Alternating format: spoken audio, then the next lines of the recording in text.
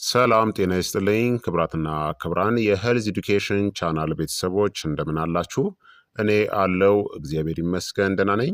ዛሬም በጠቃሚና በአዲስ ፕሮግራም በድጋሜ ተገናኝተናል።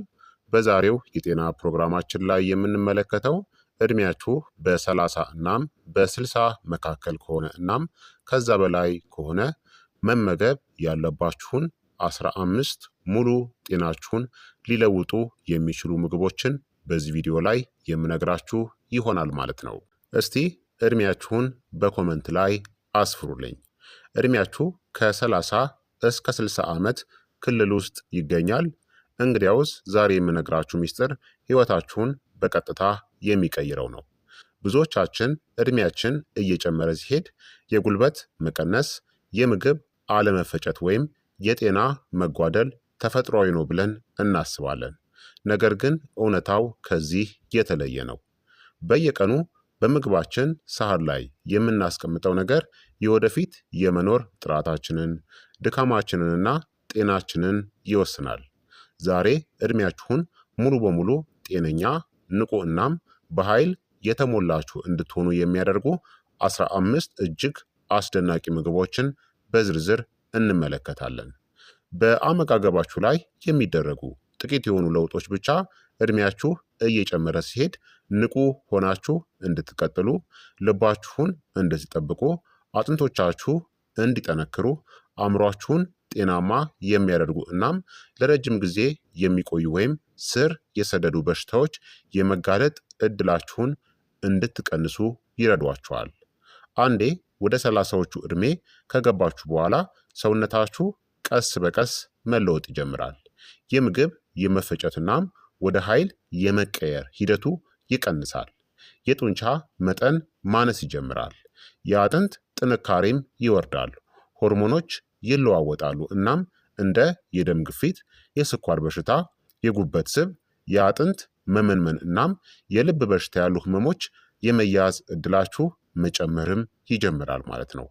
ታዲያ መልካሙ ዜና የየቀኑ የምግብ ምርጫዎች እድሜያችንን እንዴት በጥሩ ሁኔታ እንደምናሳልፍ በከፍተኛ ሁኔታ ሊወስኑ ይችላሉ።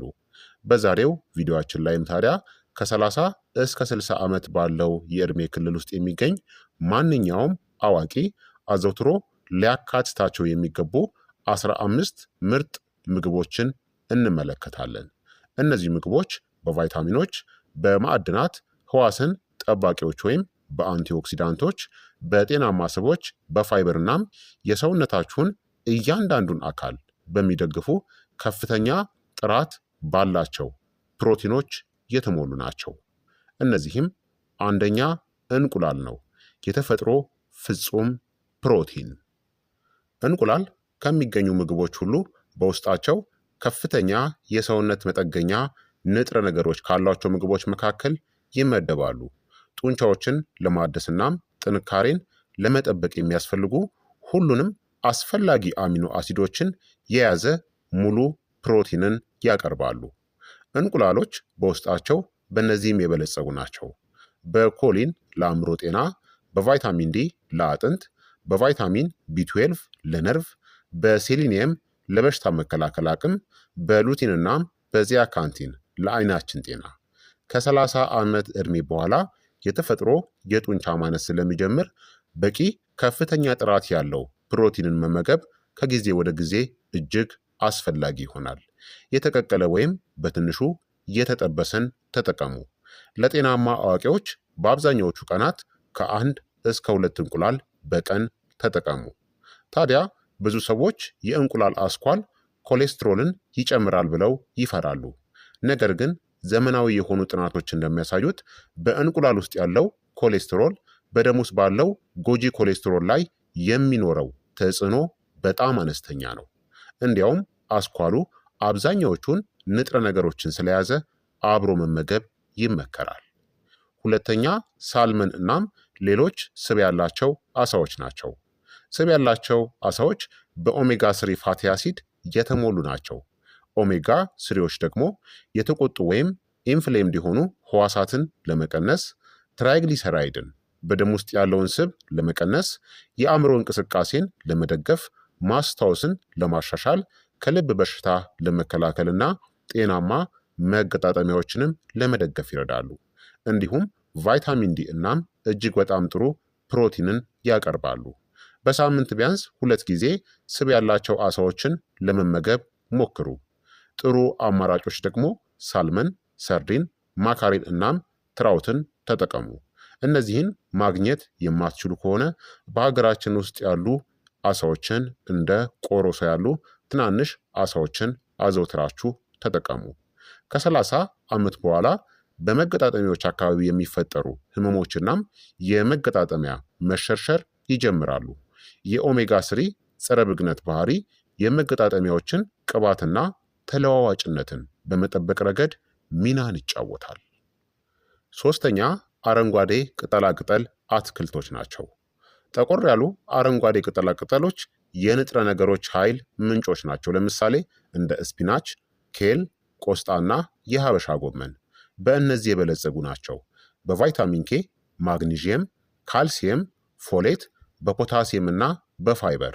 እነዚህ ንጥረ ነገሮች ጠንካራ አጥንቶችን፣ ጤናማ የደም ግፊትን፣ የተሻለ የምግብ መፈጨትን፣ የአይን ጤናንና የልብ ጤናን ይደግፋሉ።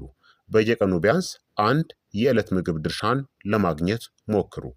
አረንጓዴ ቅጠላቅጠሎች በውስጣቸው ያለው ናይትሬትስ በሰውነታችን ውስጥ ወደ ናይትሪክ ኦክሳይድ በመቀየር የደም ቧንቧዎችን ያሰፋል።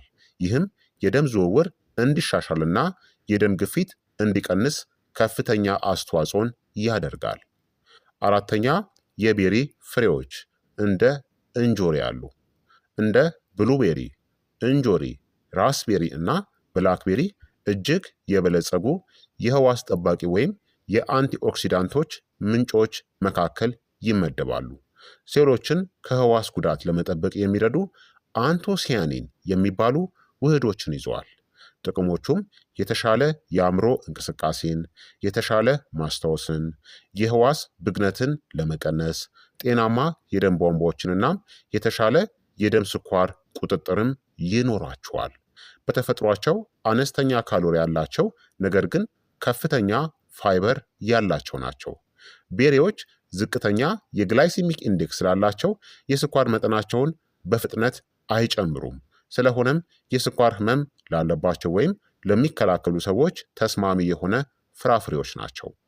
አምስተኛ የግሪክ እርጎ ወይም ደግሞ ማንኛውንም እርጎ ካገኛችሁ ግን ግሪክ ዮገርትን ተጠቀሙ። በተለይ በውጭ ያላችሁ የግሪክ እርጎ ከፍተኛ ጥራት ያለው ፕሮቲን፣ ካልሲየም፣ ፕሮባዮቲክስ ወይም ጠቃሚ ባክቴሪያዎች፣ ቫይታሚን ቢ12 እና ፖታሲየምን ያቀርባል።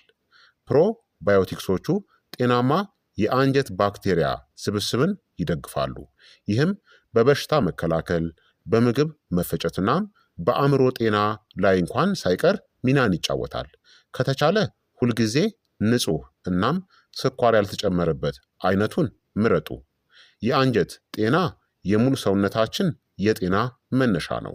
ከ70% በላይ የሚሆነው የሰውነታችን የበሽታ መከላከል ስርዓት የሚገኘው በአንጀታችን ውስጥ በመሆኑ የግሪክ እርጎን መመገብ በሽታ የመከላከል አቅምን በቀጥታ ይገነባል። እንዳልኳችሁ ካላገኛችሁ የሀገራችን እርጎን ተጠቀሙ። ታዲያ ንጹህ የሆነ ፍሌቨርድ ያልሆነውን። ስድስተኛ እንደ ባቄላ፣ ቦለቄና ምስር ያሉ ጥራጥሬዎችን ነው። ባቄላ ከሚገኙት እጅግ ጤናማ የእጽዋት ምግቦች ውስጥ አንዱ ነው። የእጽዋት ፕሮቲን፣ ፋይበር፣ ብረት ወይም አይረን፣ ማግኒዥየም እና ፎሌት እንዲሁም ፖታሲየምንም ይዘዋል። ባቄላዎችን ወይም ቦለቄዎችን አዘውትሮ መመገብ ኮሌስትሮልን ለመቀነስ፣ የደም ስኳርን ለማሻሻል፣ ለረጅም ጊዜ ጥግብ ብላችሁ እንድትቆዩ ለማድረግ፣ የአንጀት ባክቴሪያዎችን ለመደገፍ፣ የልብ በሽታ ስጋትን ለመቀነስም ይረዳል። ምርጥ አማራጮች ጥቁር ቦለቄ፣ ቀይ ቦለቄ፣ ሽምብራ እና ምስር እንዲሁም ባቄላን ተጠቀሙ። ጥራጥሬዎች በቀስታ የሚፈጩ ኮምፕሌክስ ካርቦሃይድሬትሶች ስላሏቸው በድንገት የስኳር መጠንን አይጨምሩም። በተጨማሪም የሆድ ድርቀትን በመከላከል ረገድ ወደር የላቸውም። ሰባተኛ አጃ ወይም ኦትስ ነው። ኦትስ በውስጡ ቤታ ግሉካን የሚባል ልዩ የሚሟሟ የፋይበር አይነትን ይዟል። ይህ ፋይበር መጥፎ ኮሌስትሮልን ለመቀነስ፣ የደም ስኳርን ለማረጋጋት፣ የምግብ መፈጨትን ለማሻሻል፣ ጤናማ የአንጀት ባክቴሪያዎችን ለመመገብ እናም የጥጋብ ስሜትን ለመጨመር ይረዳል። አንድ ሳህን የኦትሜል ወይም ደግሞ ኦትስን መጠቀም ከ30 ዓመት በላይ ለሆኑ አዋቂዎች እጅግ በጣም ጥሩ ቁርስ ነው። ታዲያ ኦትስን ስትመገቡ ዝግጁ የሆኑ እናም ስኳር የበዛባቸውን ፓኬቶችን ከመጠቀም ይልቅ ተፈጥሯዊውን ኦትስን አብስላችሁ በጥቂት ፍራፍሬዎች ወይም ደግሞ በፍሬዎች ብትመገቡ የበለጠ ጥቅምን ታገኛላችሁ። ስምንተኛ የለውዝ ፍሬዎች ወይም ደግሞ ለውዞችን ነው። የለውዝ ፍሬዎች ጤናማ ስቦችን፣ ፕሮቲን፣ ፋይበር፣ ማግኒዥየም እና ቫይታሚን ኢን ያቀርባሉ። አዘውትሮም የለውዝ ፍሬዎችን መመገብ የልብ በሽታን፣ የስኳር በሽታን እናም የአንጎል የደም ቧንቧ መዘጋት ወይም ስትሮክንም ለመከላከል ይረዳል። ጤናማ የሆኑ አማራጮችም እንደ አልመንድ፣ ዋልነት፣ ፒስታቺዮስ፣ ካሼውን ተጠቀሙ። በቀን አንድ ትንሽ እጅ ሙሉ ብቻ መመገብ በቂ ነው። ዋልነት በተለይ የአእምሮ ቅርጽ ያለው ሲሆን ለአእምሮ ህዋሳት እድሳት የሚያስፈልገውን ከፍተኛ የእጽዋት ኦሜጋ ስሪን ይዟል። ዘጠነኛ ኤክስትራ ቨርጂን ኦሊቭ ኦይል ነው።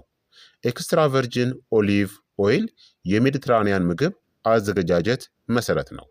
በውስጡ ያሉት ጤናማ አንሳቹሬትድ ስቦች የደም ቧንቧዎችን ለመጠበቅ፣ የህዋስ ብግነትን ለመቀነስ፣ ኮሌስትሮልንም ለማሻሻል እና የአእምሮ ጤናንም ለመደገፍ ይረዳል። በውስጡም ፖሊፊኖልስ የሚባሉ ኃይለኛ አንቲኦክሲዳንቶችም ይገኛሉ። በሰላጣዎች ላይ ተጠቀሙበት ወይም ደግሞ በበሰሉ አትክልቶች ላይ አንጠባጥባችሁ ወይም ደግሞ ጨምሩት። ኤክስትራ ቨርጂን ኦሊቭ ኦይል በጥሬው ወይም በዝቅተኛ ሙቀት ላይ ለሚሰሩ ምግቦች የሚመከር እንጂ ከፍተኛ ሙቀት ላላቸው ጥብሶች አይመችም። ምክንያቱም ከፍተኛ ሙቀቱ ጠቃሚ የሆኑትን አንቲኦክሲዳንቶችን ያደክማቸዋል። አስረኛ አቮካዶ ነው። አቮካዶ ጤናማ ስቦች፣ ፖታሲየም፣ ፋይበር፣ ፎሌት እና ቫይታሚን ኢን ያቀርባል። እነሱም የልብ ጤናን፣ ጤናማ የደም ግፊትን፣ የተሻሉ የኮሌስትሮል መጠኖችንና የአእምሮ እንቅስቃሴንም ይደግፋሉ። ከፍተኛ ካሎሪ ያላቸው ቢሆንም በልከኝነት መመገብ ጤናማ የሰውነት ክብደት ቁጥጥርንም ይደግፋል። ምክንያቱም በጣም የሚያጠግቡ ናቸው። አቮካዶ ከሙዝ በበለጠ የፖታሲየም መጠን አለው። ፖታሲየም ደግሞ በሰውነታችን ውስጥ ያለውን የጨው መጠንን በመመጠንም የደም ግፊትንም ለማስተካከል ይረዳል። 11ኛ ስኳር ድንች ነው። ስኳር ድንች በእነዚህ የበለጸገ ነው። በቫይታሚን ኤ፣ በቫይታሚን ሲ፣ በፖታሲየም እና በፋይበር ቀስ ብለው የሚፈጩ ካርቦሃይድሬትሶችን የሚያቀርቡ በመሆናቸው ወጥ የሆነ ኃይልን ለመጠበቅም ይረዳሉ። በውስጣቸው ያሉት አንቲኦክሲዳንቶችም ጤናማ ቆዳንናም የበሽታ መከላከል ስርዓትንም ይደግፋሉ። የስኳር ድንች ቀለም በውስጡ ከፍተኛ ቤታ ካሮቲን እንዳለው ማሳያ ነው። ይህ ንጥረ ነገር በሰውነታችን ውስጥ ወደ ቫይታሚን ኤ በመቀየር የአይን ብርሃንን ይጠብቃል፣ የቆዳ ውበትንም ያጎለብታል። 12ኛ ብሮኮሊ ነው። ብሮኮሊ ለበሽታ መከላከል በስፋት ጥናት ከተደረገባቸው አትክልቶች ውስጥ አንዱ ነው። በውስጡም ቫይታሚን ሲ፣ ቫይታሚን ኬ፣ ፋይበር፣ ፎሌት እና ሰልፎራፋንን ይዟል። ሰልፎራፋን የሰውነትን መርዝ የማስወገድ ስርዓት የሚደግፍናም ሴሎችን ከጉዳት ለመጠበቅ የሚረዳ ተፈጥሯዊ ውህድ ነው። ንጥረ ነገሮቹን ለመጠበቅ በትንሹ በእንፋሎት ቀቅሉት። ብሮኮሊን ከመብሰሉ ከ10 እስከ 15 ደቂቃ በፊት ከተከተፈ አዎንታዊ የሰልፎራፋን ምርት በከፍተኛ ሁኔታ ይጨምራል። ከልክ በላይ አብዝቶ ማብሰል ግን ጥቅሙን ያሳንሰዋል። 13ኛ የዱባ ፍሬዎች ናቸው። እነዚህ ጥቃቅን ፍሬዎች የንጥረ ነገሮች ግዙፍ ምንጮች ናቸው። በማግኒዥየም፣ በዚንክ፣ በብረት ወይም በአይረን፣ በጤናማ ስቦችና በፕሮቲንም የተሞሉ ናቸው። የዱባ ፍሬዎች ጤናማ ነርቮችን፣ የተሻለ እንቅልፍን፣ የፕሮስቴት ጤናን፣ የበሽታ መከላከል አቅምንና የልብ ጤናንም ይደግፋሉ። በቀን አንድ ትንሽ እጅ ሙሉ መመገብ ገንቢ መክሰስ ይሆናል። የዱባ ፍሬዎች በተለይም ለወንዶች የፕሮስቴት ጤና እናም ለሴቶች ደግሞ በእንቅልፍ ወቅት ዘና የሚያደርገውን አሚኖ አሲድን በመያዝ እንቅልፍን ለማስተካከል ይረዳሉ። 14ተኛ የሲትረስ ፍራፍሬዎች ናቸው። እንደ ብርቱካን፣ ሎሚ፣ ግሬፕ ፍሩትና መንደሪን በብዛት ቫይታሚን ሲን ያቀርባሉ። ቫይታሚን ሲ ደግሞ የበሽታ መከላከል አቅምን፣ ጤናማ ቆዳን፣ የኮላጅን ምርትን፣ የደም ቧንቧ ጤናንና የብረት ምጥቀትንም ይደግፋል። ሙሉ ፍራፍሬዎች ፋይበርን ስለያዙ ስኳር ከበዛባቸው የፍራፍሬ ጁሶች ይልቅ እጅግ በጣም ጠቃሚ ናቸው። ፍራፍሬዎችን ጨምቆ ከመጠጣት ይልቅ ሙሉን መመገብ የፋይበር ይዘቱን ስለሚጠብቅ የስኳር መጠናችን እንዳይነቃነቅ ያደርጋል። እንዲሁም የኮላጅን ምርትን በመጨመር የቆዳ መጨማደድንም ይከላከላል። 15ተኛ ነጭ ሽንኩርት ነው። ነጭ ሽንኩርት ለምግብ ማጣፈጫነትናም ለጤና ጥቅሞች ለዘመናት ሲቆጠር ኖሯል። ንቁ ውህዱ አሊሲን የልብ ጤናን ለመደገፍ፣ ጤናማ የደም ግፊትንም ለመጠበቅ፣ የበሽታ መከላከል አቅምንም ለመደገፍ፣ የህዋት ብግነትንም ለመቀነስ ይረዳል። ለከፍተኛ ጥቅምም ትኩስ ነጭ ሽንኩርትን ፈጭታችሁ ከማብሰላችሁ በፊት ለ10 ደቂቃ ያክል እንዲቆይ አድርጉት። ነጭ ሽንኩርት ከተፈጨ በኋላ ለ10 ደቂቃ እንዲቆይ ሲደረግ አሊሲን የተባለው ፈዋሽ ውህድ በኦክስጅን አማካኝነት ሙሉ በሙሉ ይመረታል። ወዲያውኑ ወደ ሙቀት ካስገባችሁት ግን ይህ ኢንዛይም ይወድማል። ታዲያ እጅግ በጣም ጤናማ ምግቦች እንኳን ሳይቀሩ የተሻለ በሆነ መልኩ የሚሰሩት ከጤናማ ልማዶች ጋር ሲጣመሩ ነው። ስለዚህ የተለያዩ ቀለሞች ያላቸውን ፍራፍሬዎችንናም አትክልቶችን ተመገቡ። በእያንዳንዱ ምግባችሁ ውስጥ ፕሮቲንን አካቱ። ቀኑን ሙሉ በቂ ውሃን ጠጡ። በጣም የተቀነባበሩ ምግቦችንናም ስኳር የበዛባቸውን መጠጦችን ቀንሱ። በጡንቻ ማጠናከሪያ እናም በኤሮቢክስ ስፖርቶች አካላዊ እንቅስቃሴን አድርጉ። በየቀኑ ከ7 እስከ 9 ሰዓታት ጥራት ያለው እንቅልፍን ተኙ። ሲጃራ ማጨስን አስወግዱ እናም አልኮልንም ቀንሱ።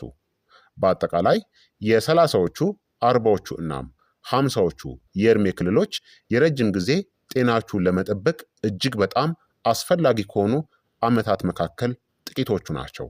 ዛሬ የምትመርጧቸው ምግቦች ለቀጣዮቹ 10 ዓመታት ኃይላችሁን፣ ጥንካሬያችሁን፣ የማስታወስ ብቃታችሁን፣ የልብ ጤናችሁንናም በራሳችሁ የመቆም ነፃነታችሁ ላይ ተጽዕኖን ሊፈጥሩ ይችላሉ ማለት ነው። ስለዚህ ክቡራትና ክቡራን ተመልካቾቼ እነዚህን የነገርኳችሁን ምግቦችን አዘውትራችሁ ተመገቡ፣ በየትኛውም የዕድሜ ክልል ውስጥ ብትሆኑም እንኳ ማለት ነው። የዛሬው የጤና ትምህርት ታዲያ ይህንን ይመስል ነበረ። እንደተማራችሁበት ተስፋ አደርጋለሁኝ። ይህን ቪዲዮ ከተማራችሁበትና ከወደዳችሁት ሌሎችም እንዲማሩበት ላይክና ሼር በማድረግ አስተምሯቸው ላለሁኝ። አዲስ ከሆናችሁ ደግሞ እንደተለመደው ሰብስክራይብ ማድረጋችሁን በፍጹም እንዳትዘነጉ። ጥያቄያችሁን በኮመንት ላይ አስፍሩልኝ፣ በደስታ እመልስላችኋለሁኝ። በቀጣይ የጤና ትምህርት እስከምንገናኝ እኔንም እናንተንም ቸር ያቆየን። መልካም ጊዜ፣ መልካም ቆይታ